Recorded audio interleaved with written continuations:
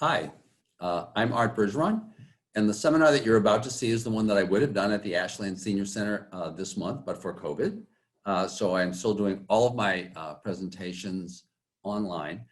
This one is about planning for the last year of your life, whether you are now going through that because you're not doing well, or you have a friend who is, or even if you're not going through that, but you're thinking about it. You're thinking about, what are the things that I may want to think about get for the time when I may be frail. There are a whole bunch of issues, and I think that this would be a worthwhile seminar for you to watch. So if you get a chance, watch this. If you got any questions, give me a call, 508-860-1470.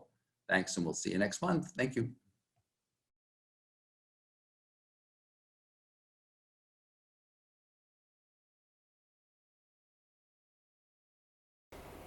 Hi, I'm Art Bergeron. If you haven't seen these presentations before, I'm an elder law attorney at Myrick O'Connell. I do nothing but elder law. I have no clients under 55. My median client age is 74. This is the work that I really love doing. And this actually is a presentation that I really love doing. I started doing this a few years ago, and it is about planning for the last year of your life.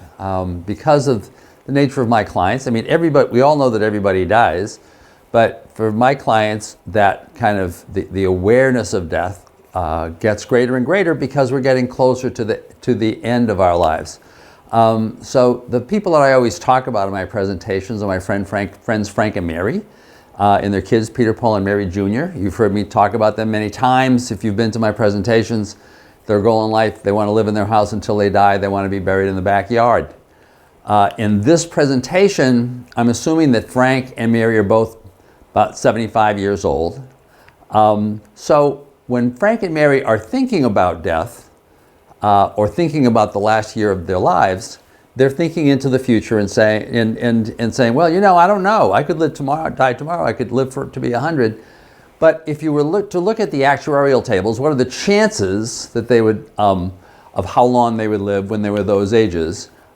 Frank's actuarial life expectancy would put him dying at about age 86. Mary's actuarial life expectancy would put her dying at about age 87. So it isn't that their death is imminent, but it's not like forever into the future either. When you get to be 75, I know myself, I'm 71 years old. When you get to be our age, you kind of think about this stuff more because you know that it's kind of not imminent but approaching. So of course Frank, Frank right now may actually be living the last year of his life. He could get hit by a truck tomorrow, or Mary could fall into the swimming pool. You don't know what's going to happen. I know I lost, over the past year, I lost 15 clients to COVID-19. I bet very few of them at the beginning of that year were expecting that they were going to die this past year, but they did through something that they totally wouldn't have expected. They didn't know that any of this stuff even existed. So you never know.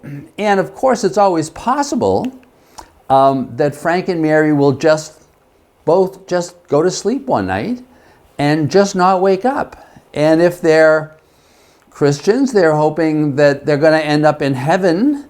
And if they're Buddhists, they're hoping that they're going to be reincarnated, hopefully as themselves again, because they liked being with themselves. But the point is, chances are that's not going to happen. If you look at the kind of some of the major causes of death right now in our country, for example, one of them is certainly cancer, and another is Alzheimer's disease. Now, cancer, I know just about I know nobody who died of cancer the day after they found out. I know very few people who died of cancer even the week after they found out. Typically, if they have cancer, it goes on for a while. Alzheimer's disease which many people, according to current surveys, many people fear more than cancer, tends to last a lot longer than cancer does. It is a slow deterioration of your mind and also of your body. There are a number of other diseases that cause dementia, like Parkinson's and others. But in all of those cases, there's a prolonged period before you die. There's a term that doctors often use. It isn't on your death certificate as your cause of death, but it's called failure to thrive. And it's that whole kind of variety of things that happens as you get older and more frail, and there's nothing kind of in particular that the doctor can pinpoint and say is wrong, but you're just not feeling great, and you're just looking weaker and weaker, and that's failure to thrive. Now that typically, once again, failure to thrive doesn't happen all of a sudden. So that really leaves us with heart attack and stroke. So heart attack and stroke are the two things that I don't want to say that people pray for, but people think, oh, maybe I'll just die. What they really mean is maybe I'll have a heart attack and die, or maybe I'll have a stroke and die, because that's just going to kill me. Now, the strange thing about that, though, is that kind of is no longer true. When we were growing up, many of us, and I'll use 1970 as the year of the statistic, but when we were growing up, remember you'd know that you'd hear that someone had a heart attack and they just died. Or they had a stroke and they just died, and that was common. In 1970, if you had a heart attack or a stroke, your chances of being dead within 14 days were about 33%. Your chances in today, if you have a heart attack or a stroke, of being dead within 14 days are about 3%. That's the number that has really changed in our healthcare system because of ambulances and life flights and stents and all these other things. So even if you end up dying of a heart attack or a stroke, chances are there is going to be this period of time before you die, and for a while before you die, where you're going to be living with this greater level of frailty. So the real challenge for Frank and Mary, if you're planning for the last year of your life, is how to prepare to be frail. How to prepare to be frail. So, and one of the nice things about this kind of planning is that you don't have to figure it out like today or tomorrow. You can take your time to try to figure this out. But it is helpful to figure it out so that you're not trying to figure out something at the last minute. So there are a couple of things that you may want to be doing, or actually several things, if you're Frank and Mary, as you're getting older, and you're getting older, so you're not necessarily going to work every day. You've got some time, you've got some spare time. So this isn't a bad place to spend a little bit of your spare time. First of all, kind of get to know the players. Know the players in your neighborhood, know the players in your community that might be of assistance to you if for some reason you started getting frail. Know the home care providers. Now, there are a number of home care provider agencies that are in our area, and you can get to know them ahead of time, and that's probably a good idea. Each of us lives in a geographical area called an Aging Services Access Point area, an ASAP area. For the folks of mine who live in the area around 495 and east, that tends to be, that is Bay Path Elder Services. For the folks, and many folks know that I go to Martha's Vineyard in Nantucket a lot. For the folks who are in those areas, it is Elder Services of Cape Cod and the Islands. Any of those people could tell you about who the home care providers are in your area. And as a matter of fact, people from both of those agencies could also talk to you more generally about things that you may want to consider if you're getting frail or if you're worried about getting frail in the future. So that's first. You want to know about kind of who the possible providers are, because if you're frail, you may need help at home.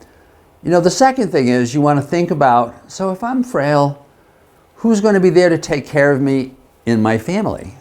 And it may be, if you're Frank and Mary, you're always thinking that you're going to take care of each other. But remember, if you're Frank and Mary, you're the same age. So when Mary is 85, Frank's going to be 85.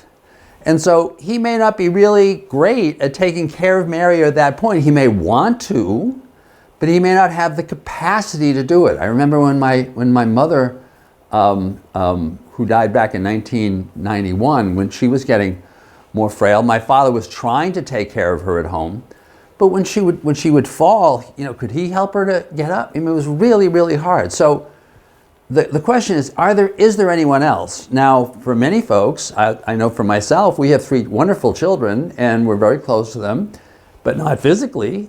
I have a daughter in DC, I have a daughter in Austin, Texas, and I have a son in Colorado Springs. They're not going to be here to take care of me or my wife, probably if we get frail. But so are there any folks that are around who can help you out? And who are those people? Are there very good friends who you think could be able to help you? You want to kind of be thinking about that thing. So first there's the people.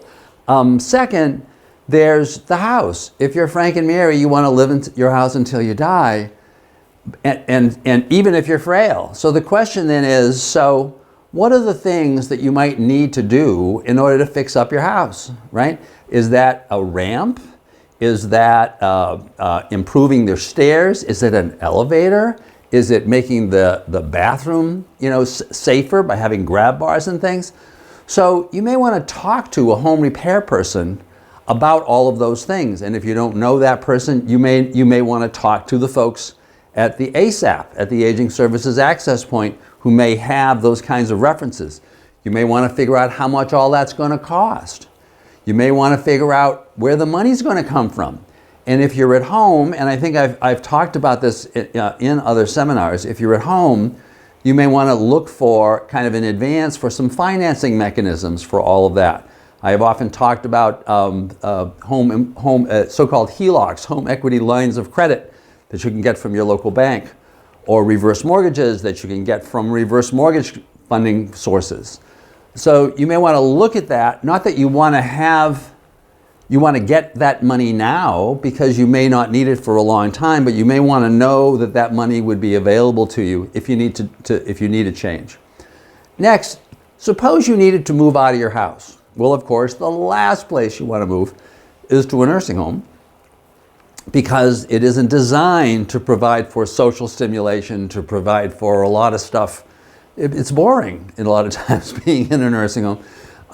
That's where many folks instead end up really wanting to move to an assisted living community where they can maintain their independence, keep their own apartment, but have some services provided to them so that even if they're getting frail, they'll still be able to have a better quality of life. So the question is, not how good is the assisted living in Montpelier, Vermont? The question is, what are the assisted livings around here? Now, there are not on the islands. On the islands, the choices are more limited, but certainly in the 495 area, there are a lot of assisted living communities. There are a lot of new ones being built. It may be a good idea to just drive around and go look, get a sense of which one you might want to live in if your physical situation was changing and you decided that you really needed to do something like that, right? Similarly, regarding nursing homes, I know that we all dread the possibility of going to a nursing home. But all nursing homes are not the same. For example, I often talk about this wonderful nursing home in Nantucket called Our Island Home. This is the best nursing home I've ever been to. Now, if you drove by it, you wouldn't necessarily think that. It's an older building, although it's a very lovely location, but it is small and intimate, and the folks there, kind of everybody knows everybody. So it doesn't fill the usual stereotype of a nursing home that you're going into this big institutional place. Similarly, for folks who are here where I live along 495, there are nursing homes, and then there are nursing homes. There are some that are smaller. There are still some family-owned type nursing homes. There are some that are larger, but as a result of really good management, have managed to maintain kind of a comfortable feel to them. The places can be very, very good. You want to know about those places ahead of time, so that if you have a stroke and you're in the hospital and they're figuring out where to discharge you, you have a sense that you're going to end up in a place where you might like, right? So you want to know what the hospitals are going to be looking like. You want to know what the assisted livings look like. You want to be able to know how you can maintain your home. And then you want to have a team of professionals, and you may already have them. You may want to introduce them to each other, right? That are going to help you make these kinds of decisions if you're in the last year of your life. Now, the three that I think you have to have, one is your primary care physician. That's not hard. You have a primary care physician. But you want to make sure that that's the primary care physician that you want to be kind of carrying with you for the rest of your life. If you're uncomfortable with your primary care physician, you may want to shop for somebody whose practice is a geriatric care practice, is an older practice, so that they'll have better sense of kind of what you're going through. An elder law attorney, like doctors, all attorneys do not focus their time dealing with older folks, and therefore, if you're busy and you're doing a million other things, you may not be as familiar with some of the strategies and programs that are available for older folks. So you may want to really think about an elder law attorney. Finally, there's the geriatric care manager. The who? Usually that's my first question when I say geriatric care manager. What does that mean? Well, geriatric care managers, they're also called aging life care professionals. I've heard that term also. They are folks who, typically nurses or social workers as by background, who are really interested in dealing with seniors and dealing with the whole variety of issues that seniors face and helping seniors coordinate their care. They're like specialized care managers for seniors. And so they would, among other things, their job is to know who are the good home care providers or home care individuals. They may know a number of individuals who are providing home care. What are the best agencies? If you're looking for assisted living, what are the ins and outs of assisted living, and what ones do you want to be looking for? Same thing with nursing homes. They may have a better sense of of the way your medicines as a senior are interacting with some of your other medicines. Many times, in many ways, an ideal geriatric care manager has a nursing background, or there's a group where there is a nurse who has that background, so they can be talking to you all the time about how your meds may interact with each other, how all of those, how your health needs may change as you're getting older. So you want those three players. Ideally, you want to have them, you want to at least know them ahead of time, and you want to see if you can get those three players at some point to have a conversation. I seldom talk to primary care physicians until there's an emergency. That may not make sense. I deal a lot with geriatric care managers, and the geriatric care managers talk more to primary care physicians because they're often involved with people's ongoing medical care. But the point is, that group of people needs to know each other. Also, that group of people needs to know the people that you would be counting on if you were incapacitated.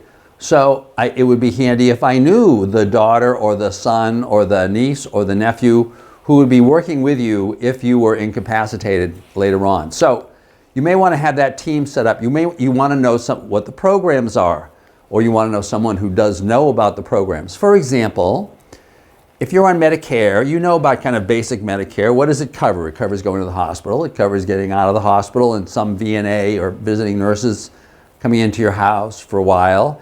It covers your doctor, covers some physical therapy. But if you are homebound and your doctor says that you're homebound, even if you haven't been to the hospital, the doctor can prescribe a course of care, of physical care, if you need it, if you need professional care, if you need the care of nurses or OTs, if you need some durable medical equipment like wheelchairs or other things for your home, the doctor can prescribe all of that, and you can get it in your home, even though you haven't been to the hospital. While the plans themselves need to be done in 60-day increments, they are renewable forever. You can be homebound using and getting these kinds of Medicare services forever, right?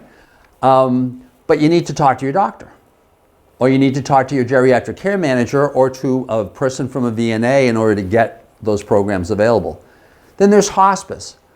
I just had another client whose husband had been declining for quite a while, who who said, oh, now we're in hospice. And he was in hospice for like 6 days. That's kind of a long time. The average amount of time that people spend in hospice, which people typically think of as being a residential facility for a person who is about to die. The Medicare hospice benefit covers folks as soon as your doctor says that whatever you have in the kind of natural course of things, you may die within 6 months.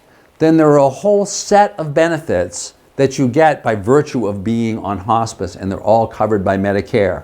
There's some home care, there is all that, there's physical therapy, there's nursing care, there are counselors, there's a whole package of things. And like those 60-day plans, they can be renewed indefinitely, right? I've known people who've been on hospice for 3 years.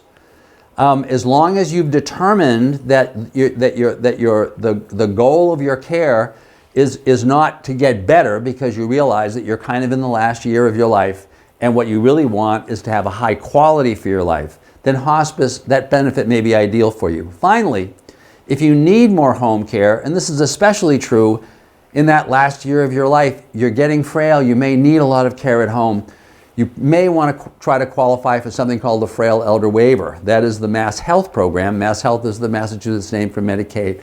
The Mass Health program that is designed to help you stay at home.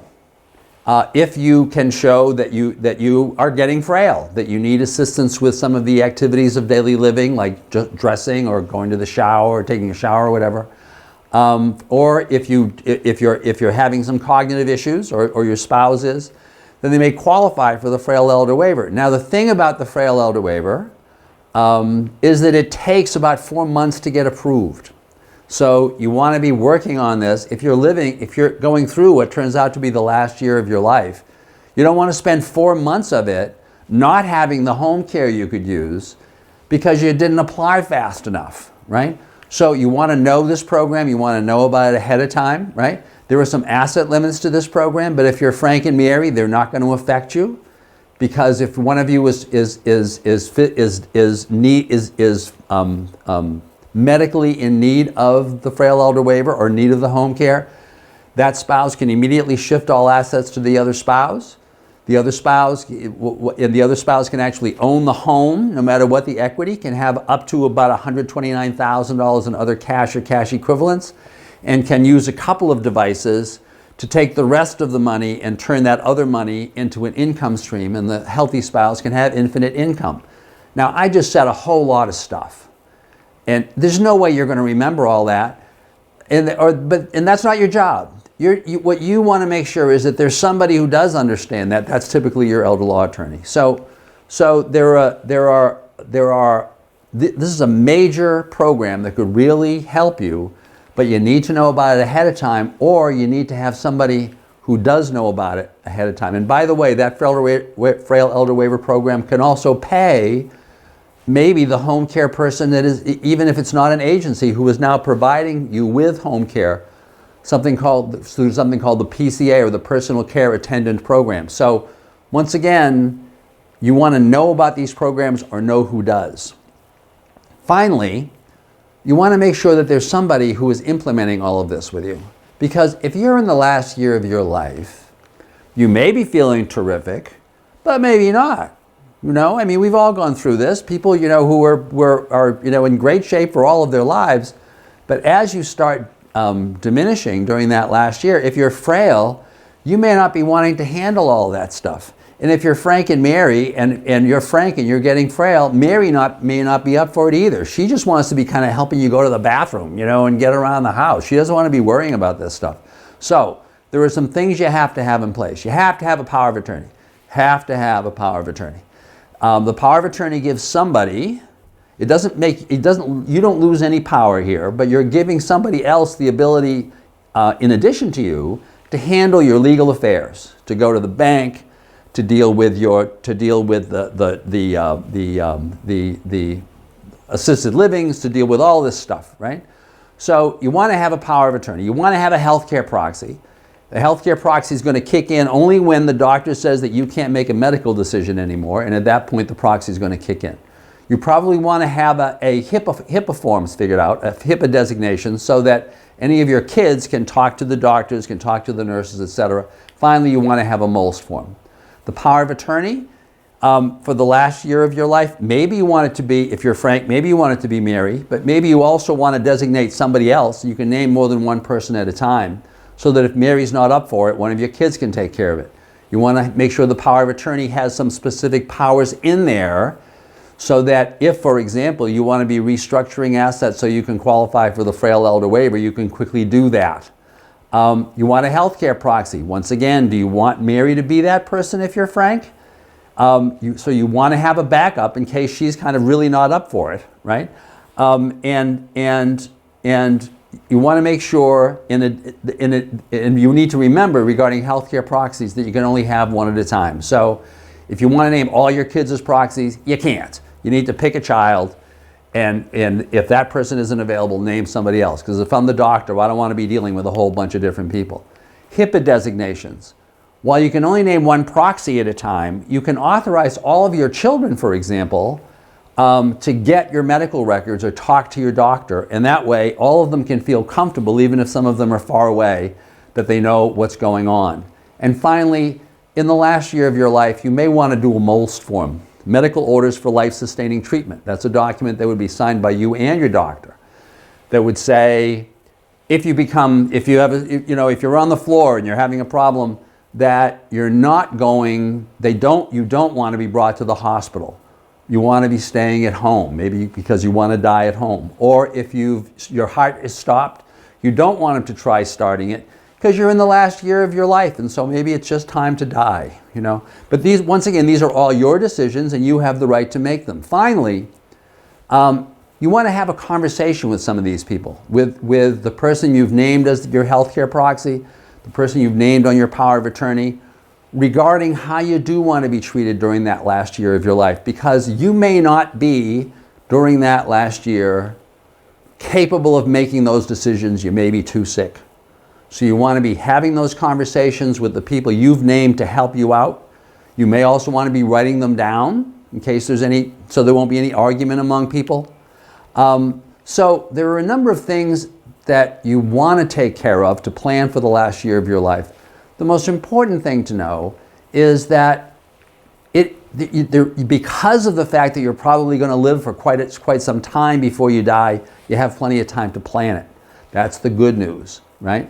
So if you're smart, take care of all these things. I guarantee it'll help you sleep better at night. If you've got any other questions, you can always watch this presentation again on our YouTube channel, on Frank and Mary's YouTube channel, Elder Law Frank and Mary. Thank you very much.